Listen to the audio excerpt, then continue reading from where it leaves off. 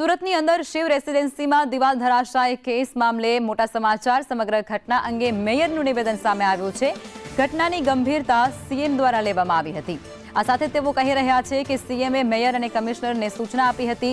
SP NIT report બાદ લોકોને ઘરે જવા માટે હવે કહી દેવાયું છે। 24 કલાકમાં પાલિકાની ટીમે આરસીસી વોલ બનાવી દીધી છે। પ્રાઇવેટ રિપોર્ટ કરવો હોય તો ખર્ચ પાલિકા આપશે તેવું પણ નિવેદન મેયર દ્વારા આપવામાં આવી રહ્યું છે। કલાકથી સુરતનું તંત્ર સતત એમાં લાગ્યું હતું અને મુખ્યમંત્રી શ્રી સતત સંપર્કમાં હતા અને ચિંતા કરતા હતા।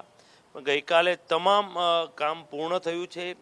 જે સ્ટ્રક્ચર ડિઝાઇનની ટીમ છે, એસવીએનઆઈટીની ટીમ છે, તમામે ગઈકાલે રિપોર્ટ આપ્યો કે હવે રહેવાસીઓ બિલ્ડિંગમાં રહેવા જાય તો કોઈ જાતની ચિંતા નથી।